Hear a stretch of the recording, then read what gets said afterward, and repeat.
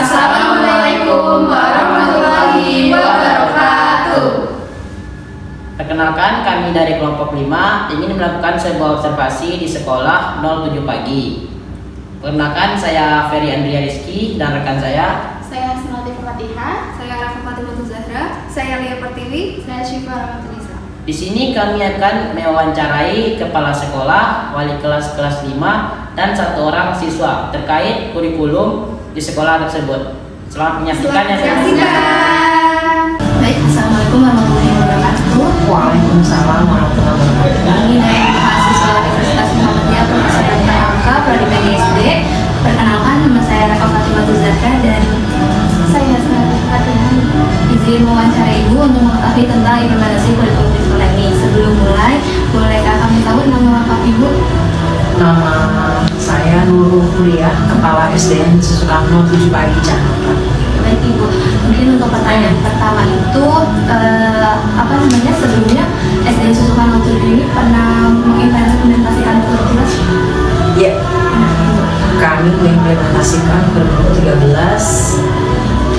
Ya, Baik Ibu, menurut Ibu nih bagaimana melihat perbedaan antara Kurtilas dan kurikulum Merdeka dalam konteks pelaksanaannya? ya, terima kasih untuk kurikulum 13 dan kurikulum Merdeka ya dalam pelaksanaan di dalam pembelajaran itu semuanya sebenarnya tergantung gurunya ya. Jadi untuk tahapannya semuanya diawali memiliki, kalau kurikulum 13 kan ada RPP, kalau di kurikulum mereka ada modul ajar. Jadi untuk pelaksanaannya sendiri sebenarnya tidak memiliki perbedaan yang signifikan karena semuanya itu mengacu pada perkembangan pada peserta didik dan berpusat pada peserta didik. Itu sih. Baik Ibu, pasti kan dari Kurtilas ke kurikulum Merdeka itu kan ada transisi ya Bu. Nah itu apa aja sih Bu tantangan utamanya dalam pelaksanaannya itu? Oke. Untuk perlu diketahui, untuk kurikulum 2013 ke kurikulum Merdeka, transisi itu ketika ada COVID. Betul kan? Iya betul. Ada COVID-19. Nah, ketika dia ada COVID-19 itu, maka terjadilah transisi. Nah, transisinya itu diakomodir oleh adanya kurikulum Merdeka ini. Jadi ada transisi, maka terjadi perkembangan yang kemudian adalah kurikulum Merdeka gitu. Berarti saat transisinya itu saat COVID ya, tantangannya itu apa Bu kalau di sekolah ini dalam menerapkannya? Penerapannya ketika di saat transisi itu ya yang namanya COVID ya kan saat itu tidak diperkenankan tatap muka ya, maka selama hampir 2 tahun lebih kita melaksanakan kegiatan daring, kemudian blended ya. Jadi sempat di akhir 2023 ya masuk bergantian dengan jam bergantian. Nah itu jadi tantangannya itu percepatan teknologi digital, teknologi saat itu, maka sekolah menyediakan webcam, kemudian internet dengan kapasitas yang luar biasa ya, agar bisa mengakomodir Bapak Ibu guru dalam memberikan informasi sebagai seorang fasilitator pembelajaran. Dan tantangannya itu untuk internetnya lebih luas gitu. Iya, harus ini dan sama lagi ketika saat COVID itu kan tidak semua orang tuh memiliki handphone. Dan saat dia memiliki handphone juga digunakan untuk bekerja. Maka anak-anak handphonenya itu bergantung sama orang tua. Jadi ketika pelaksanaan ada yang hadir dan tidak, atau pengiriman tugas jadi lama gitu, bahkan sampai malam-malam. Makanya ketika COVID-19 itu Bapak Ibu guru itu 24 jam ngajarnya, karena baru pukul tugas pukul 8 karena orang tuanya baru pulang bekerja dan sebagainya. Kemudian tapi tidak menutup kemungkinan bagi orang tua yang tidak memiliki handphone, mereka datang ke sekolah untuk mengambil tugas gitu, dengan aturan yang sudah ditetapkan, tidak boleh tersentuh orang dan sebagainya. Nah dari sisi gurunya ini Bu, bagaimana kesiapan dan respon mereka terhadap perubahan kurikulum? respon Bapak Ibu guru terhadap perubahan kurikulum ini, karena guru memang harus adaptif ya, harus adaptif, maka mereka harus menyesuaikan diri dengan tuntutan zaman saat itu. Jadi sebelumnya kita bahkan ada pelatihan tentang pembuatan video pembelajaran ya, ada di kanal YouTube kita sekarang 7 pagi ya. Setelah itu kita juga punya komitmen untuk sama-sama mencerdaskan anak bangsa. Jadi ya tetap saling ketuk tulang. Jadi bagi Bapak Ibu guru yang memiliki keahlian dalam bidang teknologi IT, bisa berbagi dengan teman yang belum. Saling membantu ya. Untuk video pembelajaran itu saya rasa efektif ya, karena semua guru bisa membuat video pembelajaran bagi memang yang memiliki kemauan itu dalam arti yang usia masih muda ya untuk mengerti teknologi. Bahkan kami tahun 2022 ya mencanangkan lomba membuat video pembelajaran. Jadi Bapak Ibu gurunya mengirimkan video pembelajaran buat yang mereka buat di YouTube, terus di akun YouTube, kemudian kita lombakan. Jadi masing-masing guru membuat video pembelajaran. Jadi kita lombakan dulu, jadi udah diajarin segala macam. Nah sekarang yuk kita buat apa namanya kejuaraannya, kita buat lombanya buat Bapak Ibu guru. Baik Ibu, selanjutnya menurut Ibu ini sejauh mana sih kurikulum Merdeka itu memberikan keleluasaan bagi guru untuk mengembangkan pembelajaran, kan karena di kurikulum ini ada berdiferensiasi ya Bu ya. Nah itu menurut Ibu memberikan keleluasaan bagi guru gimana? Ya, di kurikulum Merdeka kita memberikan keleluasaan bagi Bapak Ibu guru, karena diferensiasi itu bukan hanya kepada anak juga, tapi ada Bapak Ibu gurunya juga ya. Dalam arti hal ini Bapak Ibu guru bisa menentukan apa yang bisa dia sampaikan kepada anak-anaknya, karena memang yang namanya penerapan kepada yang siswa berdiferensiasi itu awalnya dari asesmen dulu kan. Jadi asesmen dulu, diketahui dulu, lalu nanti kemudian tahap berikutnya apa. Terus ada urutannya ya Bu ya? Ada asesmen. Jadi kita pertama kali tahun ajaran baru kita kasih asesmen buat semua peserta didik. Kemudian nanti setelah jadi satu kita bagikan kepada Bapak Ibu guru. Jadi apa yang baik dari dari keluarganya, kemudian kesukaan anaknya, kemudian bagaimana mengenai pembelajaran yang lalu itu ditaruh melalui Google Form. Jadi melalui Google Form kita melalui asesmennya juga. Jadi kita secara keseluruhan sekolah masih di awal pelajaran, kemudian kita lihat.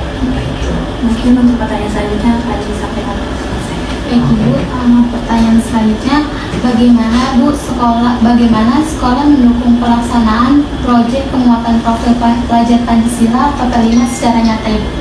Ya, perlu diketahui untuk P5 sendiri, proyek penguatan, karena kami adalah sekolah penggerak angkatan pertama, maka informasi yang berhubungan dengan P5 atau berhubungan dengan kurikulum Merdeka, kami menjadi orang pertama yang tahu.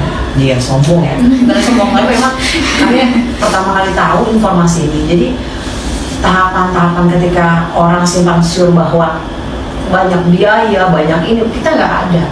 Karena apa? Yang kita lakukan itu sebenarnya sudah ada di lingkungan kita. Jadi yang kita harapkan itu adalah keterlibatan anak-anak dalam pembelajaran. Jadi yang untuk melaksanakan P5-nya sendiri itu bertahap. Bertahap itu dalam arti apa? Pertama sosialisasi dulu atau mencari tahu apa sih kebutuhan anak.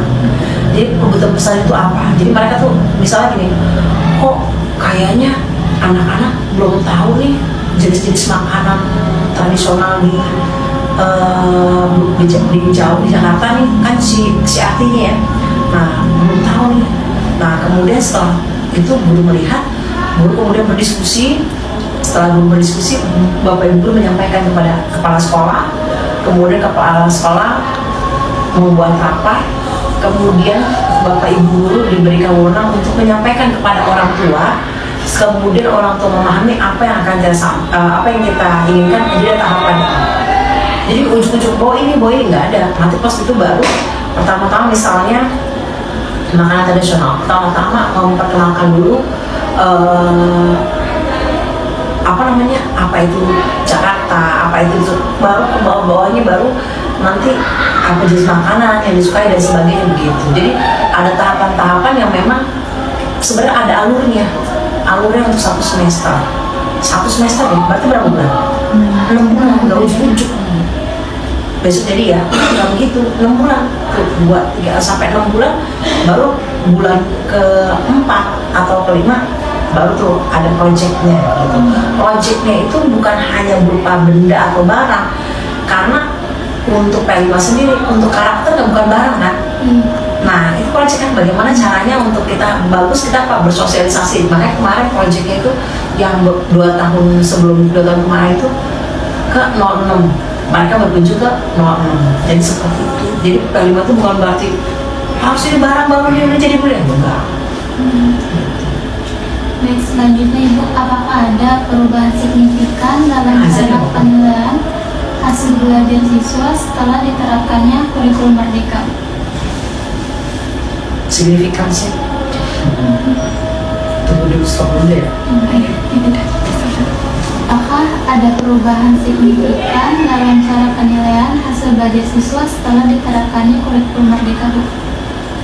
Hasil pembelajaran secara signifikan ya ketika diterapkannya kurikulum Merdeka adalah bahwa mereka memiliki kemampuan untuk benar kritis ya, kemudian juga memiliki konsep-konsep yang sesuai dengan umurnya ya, sesuai dengan jenjangnya pasti ya gitu. Jadi ada keberanian juga untuk menyampaikan pendapat. Adapun untuk penilaian, untuk hasil ulangan, asesmen dan sebagainya, ya itu mau kurikulum Merdeka maupun kurikulum 2013 saya rasa sih kembali lagi sih dengan cara belajar anak-anak sih. Tetapi untuk di sekolah sendiri mereka memiliki kemampuan untuk berkomunikasi dengan baik. Menurut Ibu, kurikulum mana yang paling efektif dalam meningkatkan kompetensi siswa? Kalau bicara kurikulum sebenarnya tergantung Bapak Ibu gurunya ya. Mau kurikulum KBK, mau kurikulum Merdeka, mau kurikulum 2013. Kalau Bapak Ibu guru di mageran, baperan, laperan, ya udah nggak bisa kemana-mana gitu. Jadi akhirnya kembali kepada Bapak Ibu gurunya, karena Bapak Ibu guru itu harus adaptif ya. Jadi saya rasa kembali lagi sih ke konsep diri. Terus kesimpulan apa bro? Kesimpulannya semua kembali lagi kepada Bapak Ibu guru dan memaknai kurikulum itu sendiri dan mau mencerdaskan anak bangsa. Jadi kalau misalnya ada keterkaitan kurikulum Merdeka sama kurikulum 2013, saya rasa nggak ada hubungannya. Karena kalau dikaji sebenarnya dalam sekali ya, setiap kurikulum itu memiliki keunikan sendiri, dan saya rasa jangan terpadu sama buku. Karena kan sekarang memang kadang-kadang kan emang kurang literasi kan. Jadi saya berharap sih teman-teman calon guru nih tetap belajar ya, karena menjadi pembelajar sepanjang hari itu kan hukumnya wajib banget.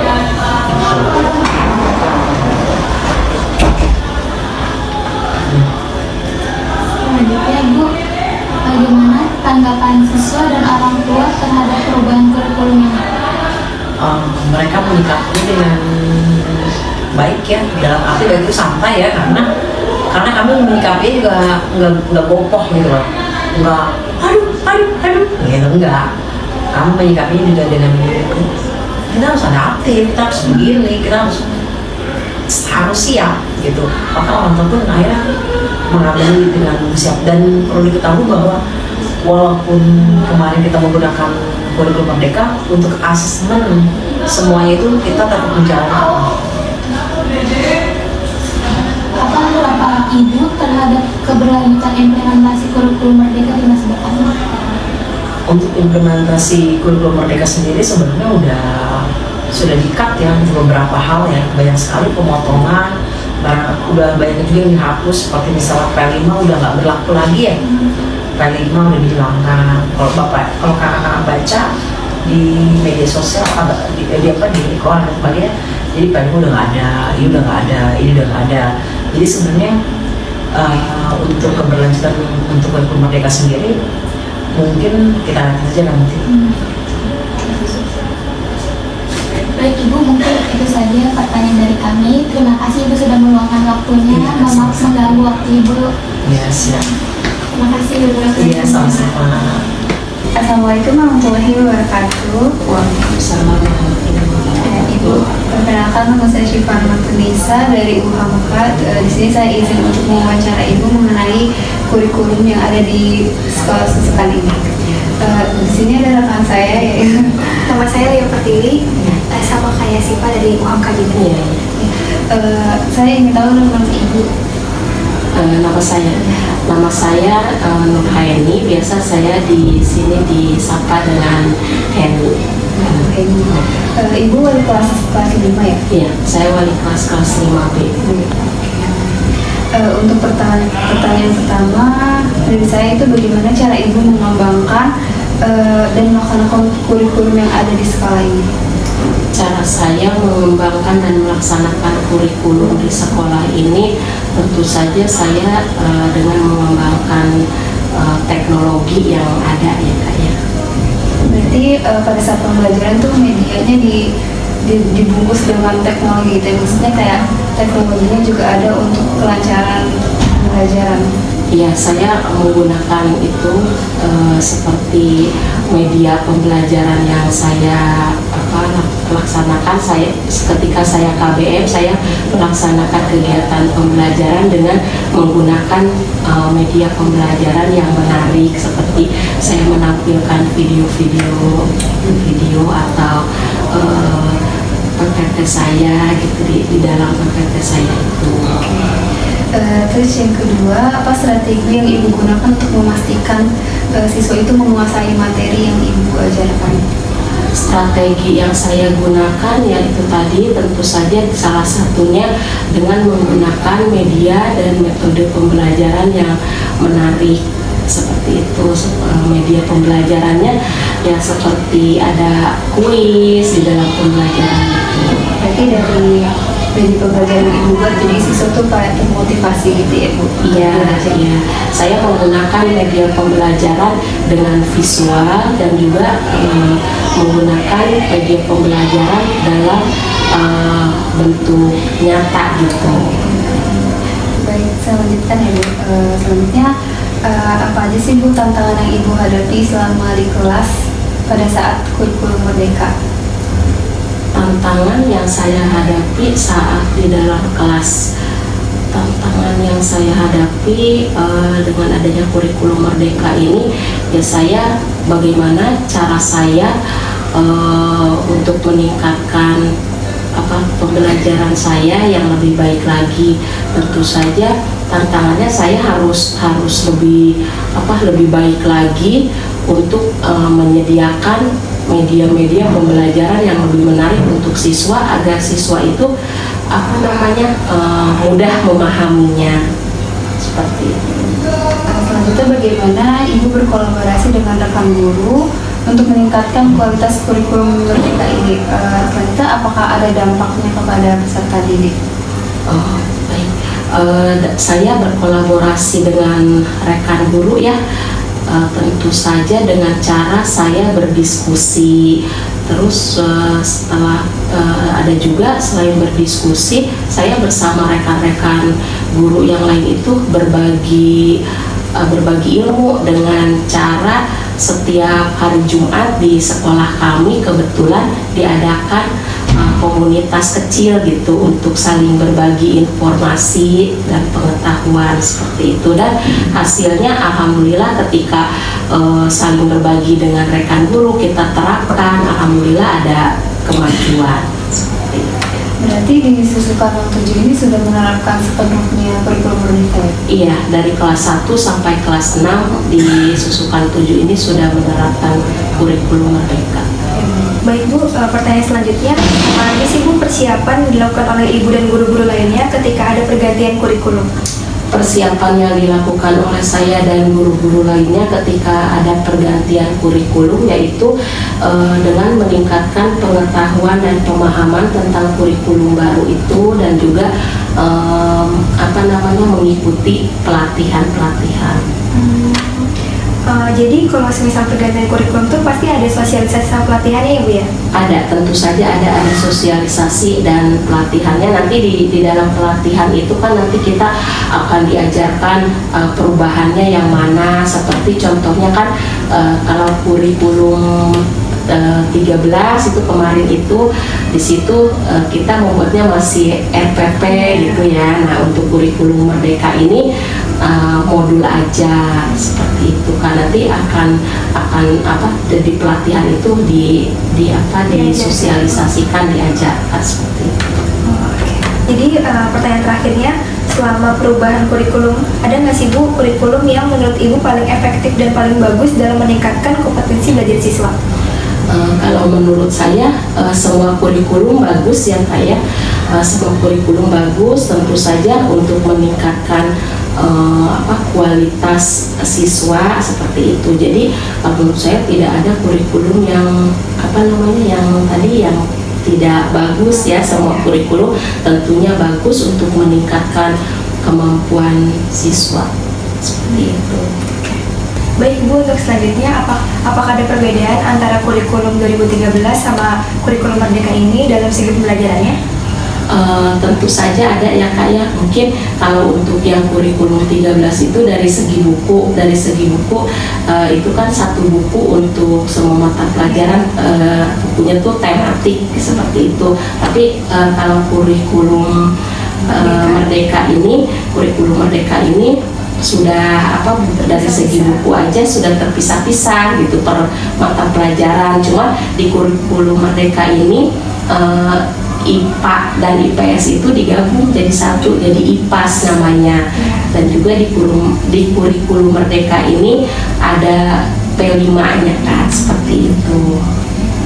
Jadi lebih menarik ya Bu dibandingkan yang sebelumnya. Betul. Untuk ke siswa lebih ke ada kreatif, lebih aktif lah seperti itu.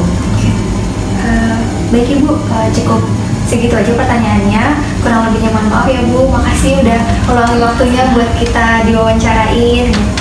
Sama-sama Kak. Mungkin saya juga mohon maaf mungkin ada kata-kata yang kurang berkenan atau apa. Gak apa Ibu. Terima kasih ya Bu. Ya, sama-sama.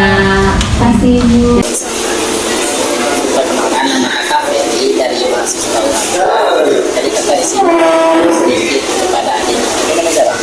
Perkenalkan, nama saya Zara. Kakak bisa panggil saya Zara ya. Jadi sebelumnya itu Zara pernah tahu nggak gitu tentang kurikulum? kurikulum itu adalah seperti aturan sekolah. Jadi sebelumnya pernah nggak belajar kurikulum 2013? Untuk kurikulum 2013 saya pernah pada kelas 3. Berarti kelas 3 kurikulum 2013 ya. Tapi sekarang itu masuk ke kurikulum Merdeka ya? Iya. Yang kalian sendiri itu lebih gampang mana sih belajar menggunakan kurikulum 2013 apa Merdeka? Kalau menurut saya kurikulum Merdeka, karena kenapa? Karena saat kurikulum 2013 itu pelajaran itu cuma pelajaran matematika, IPA, IPS, dan dia berjudul tematik. Nah, sedangkan di kurikulum Merdeka ini saya bisa lebih memahami karena dia bukunya tuh satu-satu. Ini matematika, ini IPA, ini IPS, jadi saya lebih paham dan Jadi lebih suka pada kurikulum Merdeka ya? Oke. Kalau belajar pakai kurikulum Merdeka itu menurut kamu guru lebih sering mengadakan diskusi atau melakukan ceramah gitu? kalau menurut aku guru lebih sering mengajak diskusi. Anak-anak jadi kalian itu jawabannya apa? Karena guru ingin mengetahui seperti apa kemajuan kita untuk mengembangkan pikiran kita. Guru boleh memberikan kita untuk menjawab salah atau tidak salah, tidak apa-apa asal kita tahu jawabannya.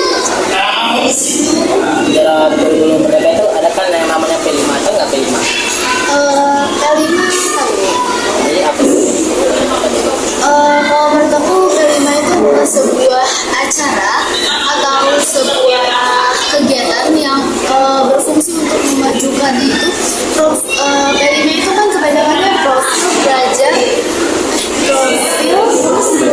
Pancasila ya, jadi untuk mengembangkan bangsa lebih maju dan lebih bergerak aktif kepada murid-muridnya agar lebih berkembang lagi.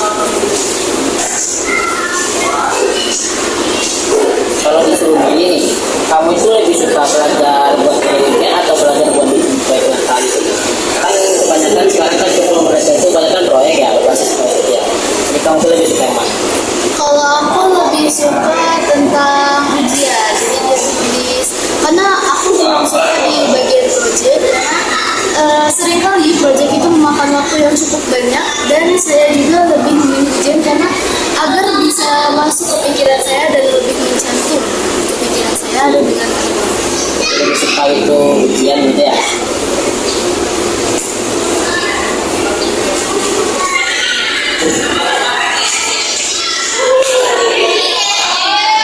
Apakah kamu merasa pendapat itu selama lebih sering didengarkan guru dibandingkan dulu?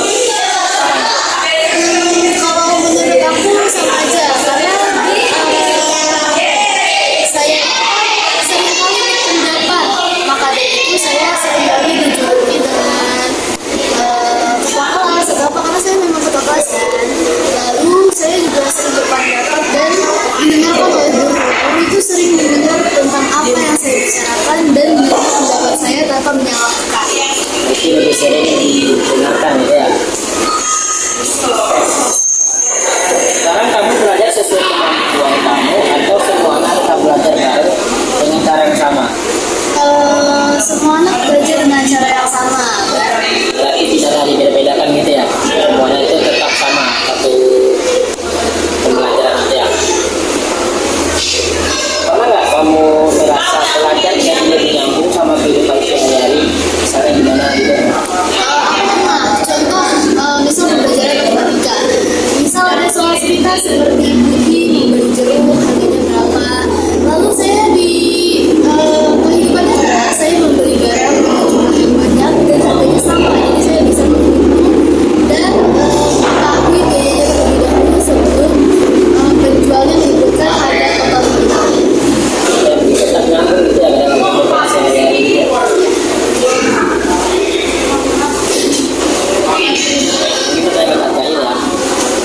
Kalau jelasinnya di kelas, apa bedanya belajar zaman kurikulum 2013 dan kurikulum merdeka?